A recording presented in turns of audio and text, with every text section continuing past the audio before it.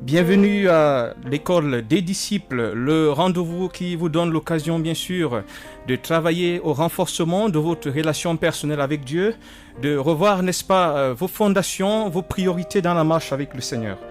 Aujourd'hui, nous allons aborder un sujet, c'est vrai, on a peut-être perdu l'habitude d'en parler, cependant l'expérience a prouvé que c'est un sujet qui pose beaucoup de problèmes à plusieurs. Il s'agit de la lecture et la méditation de la Bible. Avant bien sûr de rentrer peut-être dans les grands développements, il est important de retenir certaines vérités essentielles, voire fondamentales en ce qui concerne la lecture et la méditation de la Bible. Nous notons qu'à mesure que nous allons évoluer, vous avez la possibilité d'envoyer vos questions, vos préoccupations par SMS ou WhatsApp à mesure que nous avançons. Donc, il ne faudra pas attendre bien sûr qu'un temps précis soit arrêté pour cela. Vous avez des questions, vous avez des préoccupations, vous les communiquez directement au numéro que nous vous indiquons, 657. Il faudrait bien noter pour pas qu'on ait besoin, qu'on n'ait pas besoin de revenir crier là-dessus. 657 45 66 33. Donc, nous allons rapidement venir sur notre sujet de ce jour, lecture et méditation de la Bible. Premièrement, il est important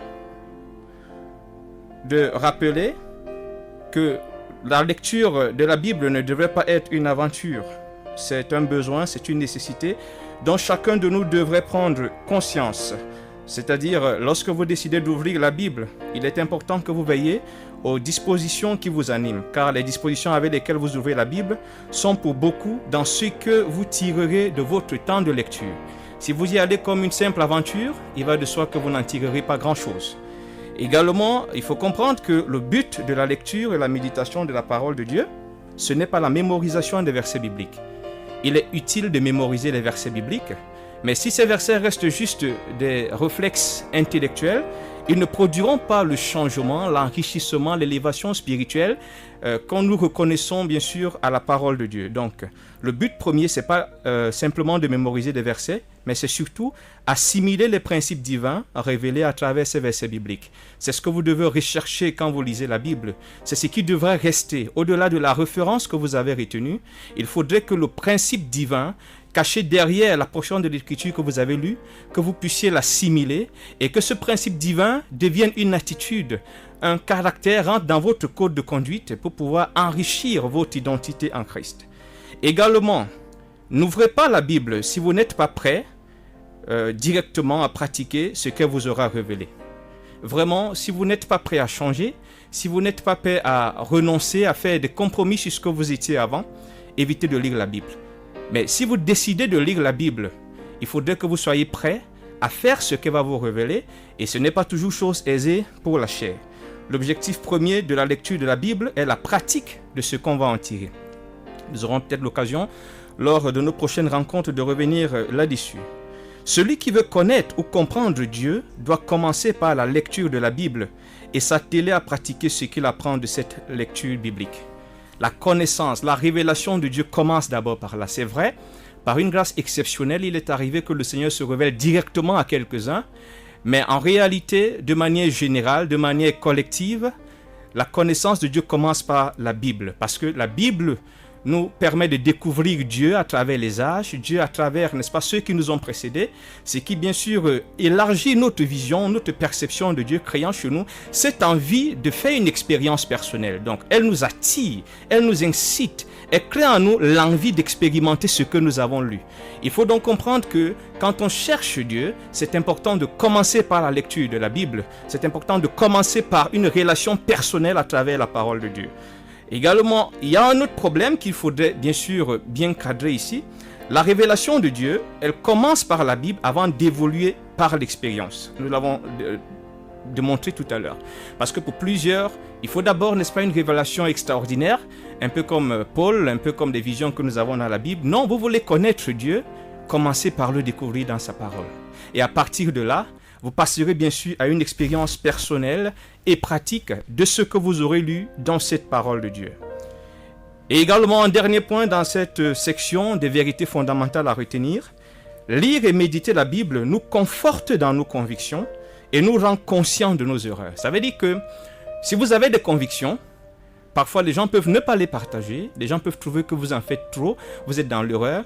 La lecture de la Bible vous permet justement de voir si vous êtes dans l'erreur. N'oublions pas qu'il est dit que justement, elle est utile pour enseigner, pour corriger. Nous aurons certainement l'occasion de revenir là-dessus. Donc, quand vous avez des convictions et que vous vous exposez régulièrement à la parole de Dieu, vous avez la possibilité de vous remettre en question ou simplement la possibilité d'être conforté, parce que cette lecture peut vous montrer des fondements scripturaires qui vous permettent justement de vous maintenir dans cette position, quand bien même tout le monde serait contre vous, quand bien même tout le monde ne partagerait pas vos convictions. Même une vie pétrie de révélation a besoin de la censure de la Bible pour être confortée ou améliorée. Vous ne pouvez pas, là je m'adresse à nos bien-aimés qui croient que la relation avec le Saint-Esprit est bien sûr un appel à reléguer au second plan la lecture et la méditation personnelle de la Bible. Non, bien-aimé, même si votre vie, c'est-à-dire Dieu vous parle toutes les 15 secondes, vous avez besoin de la censure de la parole de Dieu pour pouvoir être conforté, pour pouvoir vous améliorer, mais aussi pour vous rassurer que bien sûr, ce qui vous travaille vient effectivement de Dieu. Parce que ce qui vous travaille peut venir de votre chair. Et la Bible est bien placée justement pour crier, pour indexer, pour poser sa lumière sur l'obscurité qui se cache derrière ce comportement, derrière cette attitude charnelle.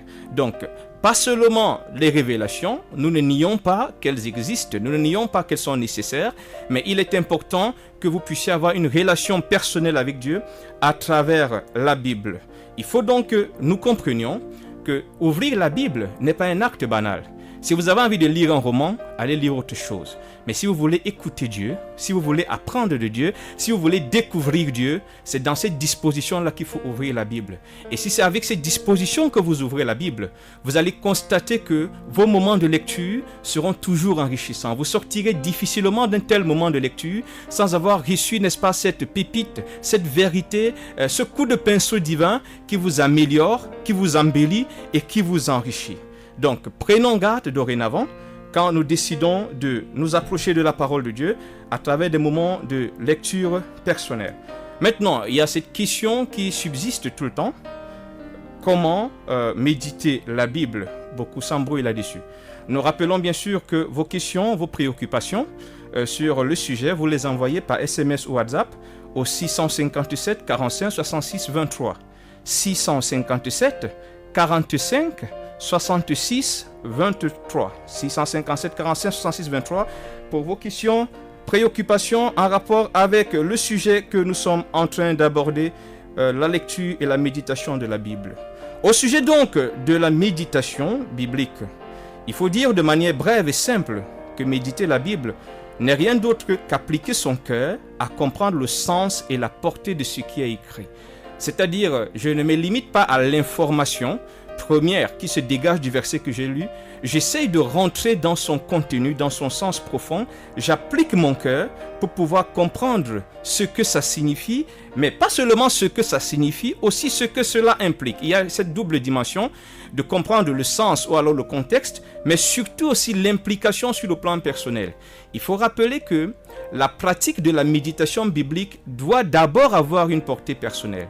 Nous mettons d'abord ici en parenthèse, c'est cas où vous êtes sollicité pour donner un enseignement, pour exhorter, et vous avez besoin d'aller méditer sur un sujet précis. Non, dans la pratique quotidienne, dans l'hygiène spirituelle, la méditation est d'abord personnelle, elle a d'abord une portée personnelle. Donc, quand je suis face à un verset, mon souci premier est de tirer les nutriments spirituels, des implications personnelles qui se dégagent de ce verset. Pour donc essayer de donner un canevas, parce qu'il y a toujours ce besoin de canevas, il y a toujours des gens qui ont besoin d'un canevas, on pourrait dire que la pratique de la méditation se résume à peu près en 3 questions principales. Première question, de quoi il est question dans ce passage? Il faut comprendre de quoi est-ce qu'on parle. Et là, vous voyez, nous sommes là au niveau du contexte. Contexte que vous pouvez trouver, certaines Bibles ont des titres au début des paragraphes, au début des chapitres, ou tout simplement, le verset que vous lisez, vous avez besoin de lire peut-être l'ensemble des versets qui sont avant ou après pour comprendre le contexte, de quoi il s'agit de manière générale. Et après donc cette première question, de quoi il est question, de quoi est-il question dans ce passage, vient la deuxième. Quel enseignement dois-je en tirer? C'est-à-dire, dans la première question, je comprends de manière générale de quoi il s'agit dans ce verset, mais maintenant de manière plus personnelle, qu'est-ce que je retiens par exemple, dans un verset comme Matthieu chapitre 6, verset 33, préoccupez-vous d'abord du royaume de Dieu et de la vie juste qu'il demande. Il s'agit de quoi? Nous notons que bien avant, Jésus nous parle ici des inquiétudes, des angoisses et des soucis. Donc, il s'agit ici, bien sûr, de l'attitude du disciple face aux soucis, face aux angoisses, face à ses besoins. Ça, on peut appeler ça le contexte. Maintenant, sur le plan personnel, qu'est-ce que je retiens? Il y a une leçon, un message personnel qui vient de là, c'est que je ne dois pas me soucier de ce que je vais manger, de quoi je serai vêtu, parce que Dieu est parfaitement au courant et que s'il y avait sujet à me soucier ou à me préoccuper, ça doit être sur les questions relatives au royaume de Dieu et à la vie juste de Dieu. Donc je fais de la volonté de Dieu ma priorité au quotidien, le baromètre à partir duquel j'apprécie ma qualité de vie, mon évolution ou encore mes limites ou encore mon échec. Et voilà donc comment on peut partir du contexte, c'est-à-dire de quoi il est question, à quel enseignement dois-je en tirer. La troisième question, elle est plus pratique. Suis-je en phase avec cette vérité ou avec cette instruction? Ici, il s'agit de l'examen de conscience. Donc, on a la première question, de quoi il est question dans ce passage. J'essaie de comprendre le contexte. La deuxième, quel enseignement dois-je en tirer? C'est-à-dire, je vois un peu cet élément pratique qui va me permettre, qui va m'aider justement, cette révélation scripturaire, disons-le comme ça. Et en troisième ressort, suis-je en phase avec cette instruction? C'est-à-dire que je me juge, parce que la parole de Dieu est un miroir. Je regarde maintenant, nous avons pris l'exemple de Matthieu 6, 33. Je regarde, je me rends compte que tiens, vraiment j'ai tendance à me soucier toujours. Voilà, peut-être je commence à avoir 40 ans, je ne suis pas marié. Je constate que toutes mes préoccupations sont en rapport avec les besoins de la chair, les besoins du quotidien, et que je me soucie très peu des choses spirituelles, et que parfois même, à cause de ces besoins matériels, ces besoins personnels, il arrive même que j'oublie ma communion avec Dieu, je ne prie plus, je ne lis plus, je n'évangélise plus, parce que vraiment je constate que ma vie a échoué, parce que les choses ne se passent pas comme je veux. Ça, c'est l'examen personnel justement que je fais, l'examen de conscience que je fais par rapport à cette portion de l'écriture. Et bien évidemment, vous allez vous rendre compte que quand vous avez fini ce petit cheminement, il va se dégager des versets, vous pouvez facilement voir un peu, en termes de prière, quels sont les sujets que vous pouvez élever au Seigneur par rapport à cela. Ou si vous avez des amis qui prient pour vous, vous venez de faire une découverte. La parole de Dieu vient de faire un zoom sur un défaut que vous aviez, et peut-être vous ne vous rendiez pas compte de la gravité de ce défaut. Elle vient de vous réorienter par rapport aux priorités de la vie, à ce que Dieu veut voir faire battre votre cœur de manière permanente. Et voilà, vous allez maintenant que c'est clair, vous pouvez facilement vous agenouiller devant le Seigneur pour implorer sa grâce, pour demander son renfort, ou solliciter l'intercession des bien-aimés pour qu'ils puissent bien sûr vous accompagner dans la prière. La méditation de la parole de Dieu donc pourrait répondre à ce canevas. Mais nous rappelons, nous insistons là-dessus qu'on médite d'abord pour soi-même. On médite d'abord pour soi-même.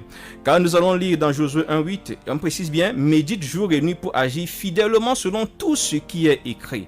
On médite pour soi-même et on médite pour pratiquer. C'est pour ça que pour certains, lorsqu'ils se retrouvent à une espèce de carrefour où ils ne savent pas quelle direction prendre, ils vont recourir à la parole de Dieu parce qu'ils vont justement où ils espèrent trouver en cette parole de Dieu des éléments qui vont leur permettre bien sûr de se corriger, de s'ajuster, de savoir quelle direction prendre. Il faudrait donc que nous puissions insister sur ce fait lorsque nous sommes en train, même dans nos groupes d'études, nous voulons encourager les bien-aimés à lire, à méditer la Bible, que c'est personnellement. Donc, quand vous lisez la Bible, que ce que vous voyez d'abord, c'est le frère ou la sœur là. Vous voyez que ce verset, oui, ça concerne vraiment le frère, ça concerne vraiment la sœur. Et il y en a qui vont souvent plus loin. Au lieu d'assimiler le verset sur le plan personnel, il va tout de suite l'envoyer au frère. Voilà, alors, ça c'est, lis cette parole-ci. Alors, c'est comme si on utilisait la Bible à un moment pour régler des comptes personnels. Maintenant, il y a une autre préoccupation qui se dégage chez ceux qui veulent lire la Bible, c'est la compréhension de la Bible. Certains ont pour problème comprendre ce qu'ils sont en train de lire. Nous voulons ici essayer de faire simple, en disant que pour comprendre aisément la Bible, au-delà bien sûr de la révélation du Saint-Esprit, parce qu'il est possible que le Saint-Esprit vous permette justement, vous apporte de la lumière sur une portion de l'Écriture, et que vous vous rendiez compte que les grands théologiens ont abordé ce verset exactement comme vous, sans que vous les ayez lus, ou sans que vous ayez été à leur école. Donc, à l'exception de la révélation spéciale du Saint-Esprit, nous notons 3 voies possibles qui devraient permettre, alors nous vous proposons d'essayer 3 voies qui devraient faciliter justement, vous faciliter la compréhension de la Bible. Premièrement, le sens des mots. le sens des mots contenus dans le verset que vous êtes en train de lire vous permet de comprendre. Parce que quand vous ne comprenez pas le sens d'un mot, il vous est difficile de comprendre la phrase, et encore le message qui est contenu justement dans cette phrase. Certains passages peuvent donc nécessiter que l'on s'intéresse au contexte dans lequel ils ont été écrits. Alors, parfois, vous pouvez avoir un peu les commentaires des chercheurs ou des éditeurs de la Bible qui peuvent vous aider. C'est-à-dire qu'il y a des Bibles qui ont des petits commentaires au bas de page ou encore des commentaires introductifs ou encore des commentaires à la colonne du milieu. Vous pouvez vous référer à ces commentaires, ils peuvent aider. Mais lorsqu'il n'en a pas, vous pouvez avoir besoin, par exemple, d'utiliser une Bible en version plus simple. C'est-à-dire vous utilisez, par exemple, la version du Semeur, Louis II, Parole de vie, parce qu'il faut que vous compreniez les mots que vous êtes en train de lire. Rappelons-nous que lorsque Philippe rencontre l'eunuque éthiopien qui est en train de lire, il lui pose la question « Comprends-tu » On ne peut pas comprendre quand déjà on est saisi par le sens des mots qu'on est en train de lire. Et vous avez donc besoin d'utiliser une version simple qui va vous permettre de comprendre, par exemple, ce qui est écrit. Maintenant, au-delà des versions simples, vous avez également la possibilité d'utiliser des dictionnaires. Le dictionnaire ne fait pas de vous quelqu'un de charnel. Le dictionnaire vous permet. Moi, je prends un exemple. Pendant des années, j'ai proposé un exercice dans les différentes communautés où j'ai souvent eu l'occasion de rendre ministère. Je posais la question sur les œuvres de la chair. Tout le monde les récite. Tout le monde peut en parler dehors. Alors, régulièrement, l'exercice est simple. Je demande. Dans les œuvres de la chair, on parle de l'animosité, on parle de l'impudicité. Que veut dire animosité? Que veut dire impudicité? Généralement, c'est la catastrophe. Les uns et les autres récitent sans avoir le sens du mot animosité, le sens du mot impudicité. Et parfois, vous imaginez quelqu'un qui va sur le champ d'évangélisation employer des mots dont il ne maîtrise pas le sens. Parfois, justement, c'est des choses qui nous rendent un peu ridicules et qui rendent un peu ceux qui nous écoutent réfractaires, insensibles, hostiles à ce que nous sommes en train de leur dire. Donc, c'est pas mauvais, c'est pas une honte de faire appel au dictionnaire. Le dictionnaire, si vous n'avez pas les versions simplifiées, si vous n'avez pas les versions avec des commentaires, utilisez le dictionnaire. Le dictionnaire va vous permettre justement de comprendre le sens de ce que vous êtes en train de lire. Bien entendu, il y a également cet autre recours qui est possible. Vos encadreurs spirituels, ils sont là pour ça, ou alors les aînés dans la foi. Lorsque vous êtes en train de lire la Bible personnellement, prenez la peine de noter les versets qui vous échappent. Notez-les quelque part, à marge ou dans un document particulier. Si vous avez un encadreur, ce que nous encourageons, ou un aîné dans la foi, vous prenez rendez-vous et puis vous vous faites expliquer ces portions de l'écriture parce qu'on a besoin d'apprendre. On ne comprend pas toujours. Il y en a qui n'ont pas eu la possibilité peut-être d'aller à l'école. Il y en a qui sont un peu lents. Ils ont besoin qu'on leur explique. Donc, vous avez là toute une panoplie de choses. S'il faut répéter, alors s'il faut résumer, on a dit, vous pouvez utiliser justement les versions simples. Vous utilisez les versets, quand vous achetez une Bible, essayez de la parcourir. Je pense qu'il y a cette possibilité dans les librairies. Essayez de voir que ces mots, vous les comprenez facilement. Donc, on a cité quelques versions, français courant, Semeur, parole de vie, ça dépendra, il y en a certainement plus. À côté de ça, il y a des Bibles qui ont des commentaires. Vous pouvez les acheter, est-ce que ce soit des Bibles d'études, il y a des petits commentaires qui vous permettent de mieux comprendre certains versets. Si également cette possibilité vous a échappé, n'ayez pas peur d'utiliser le dictionnaire. Le dictionnaire, si vous lisez la Bible en français, utilisez le dictionnaire français. En anglais, utilisez le dictionnaire anglais qui vous permettent de comprendre le sens des mots que vous êtes en train de lire. Et quand tout cela ne s'avère pas possible, il reste toujours la piste des encadreurs spirituels, des aînés dans la foi, vers lesquels vous pouvez justement vous tourner. Nous allons nous arrêter là aujourd'hui pour cette première approche concernant la lecture et la méditation de la Bible. Nous allons vous donner un petit moment, l'occasion bien sûr de poser vos questions, de soumettre vos préoccupations. Nous rappelons que le code d'accès, bien sûr, pour les questions et les préoccupations, c'est le 657 45 66 23. 657 65 46 657 45 66 23, autant pour moi, 657 45 66 23. Donc vous pouvez directement envoyer vos SMS ou nous contacter par WhatsApp à ce numéro, ou tout simplement aussi appeler si vous avez peut-être du mal à écrire. Nous sommes là pour essayer d'aborder avec vous ces questions. Nous restons donc disponibles pour tous ceux bien sûr qui auraient des questions par rapport à ce sujet.